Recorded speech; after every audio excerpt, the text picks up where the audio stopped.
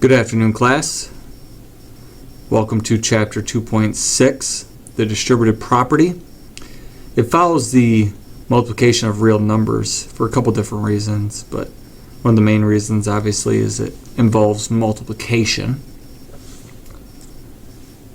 So here's an example here. 3 parentheses x plus 2.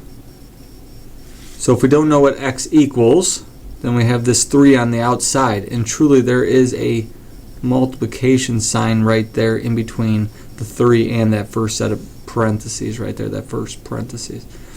So what that is telling us is we're going to distribute the 3 to the x and the 3 to the 2, which is written right here as well.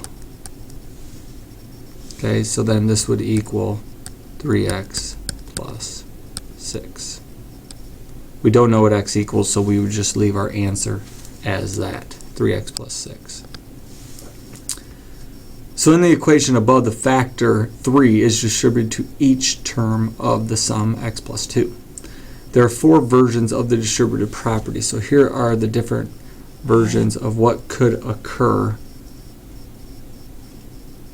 okay, and how it could be set up where you'd have to distribute. So they're distributing the a to the b to the c, the a to the b to the c, the a to the b to the c, different sign, okay, than what's above, and then the a to the b to the c with a different sign as well than from the ones above.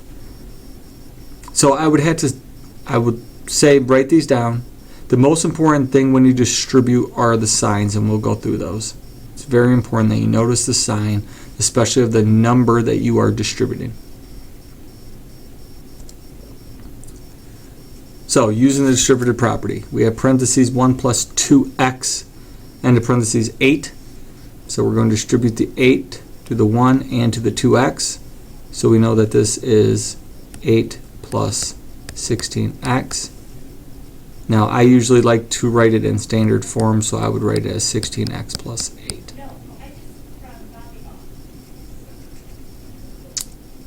So distributing the y here, y to the 1 and then y to the y, we know that that equals 1y, or you could just write it as y minus y squared. Okay, make sure you pay attention to the signs. It's very important. Remember what we learned a couple sections ago, this negative sign right here is truly connected to this y, to this term.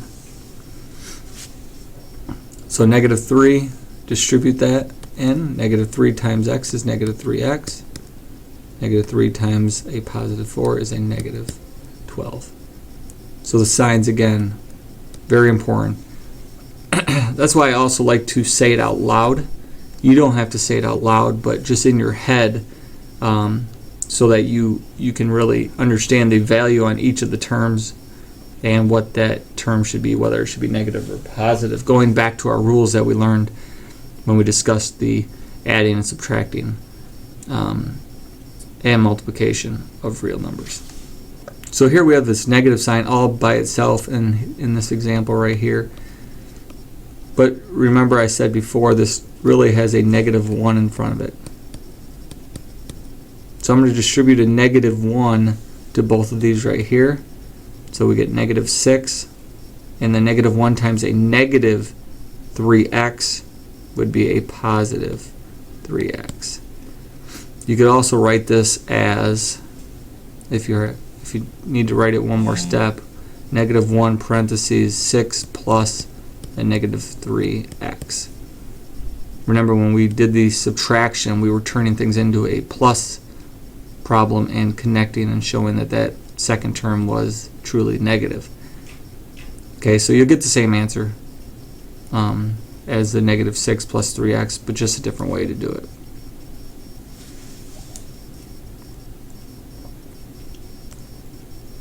So here's a couple more examples.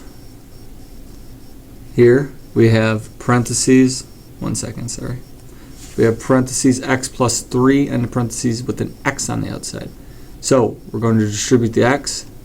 When we distribute the x, we get 8x plus 3x. Now, combining like terms, we know that these are like terms, so we can take this one step further.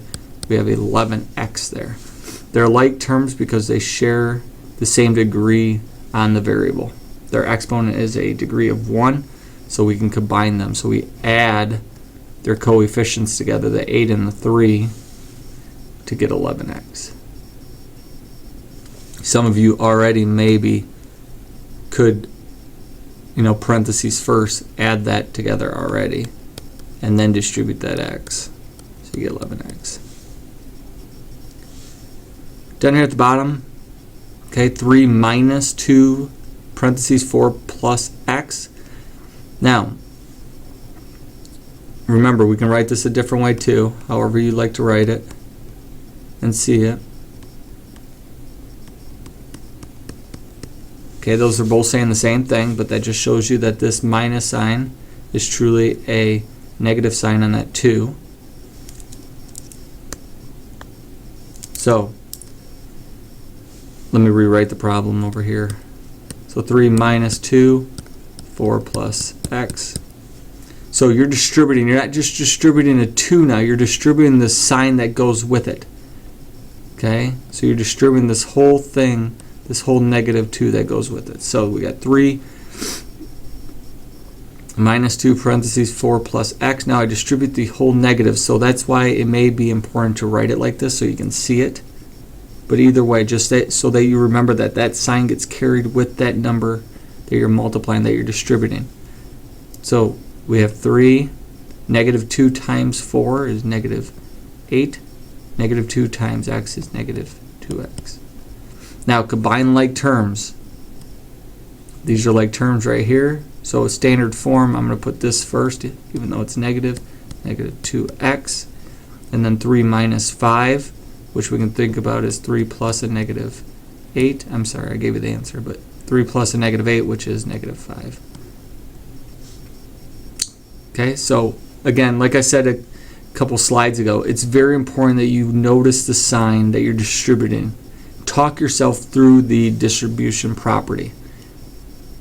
Okay, the signs are the one thing that are math that could just turn the problem, in the wrong direction. So it's very important that you watch the signs. So here's your homework problems. Negative 2 minus parentheses x plus 5. And then 1 minus 4 parentheses 1 minus 2x. And then the last one, parentheses 2x minus 3, end of parentheses, negative 4x, end of parentheses. So talk yourself through each of these problems. Go back, look through the video if you have to help you answer these, or you could feel free to email me. All right, so I hope you have a wonderful Monday, and I look forward to seeing you tomorrow. Take care.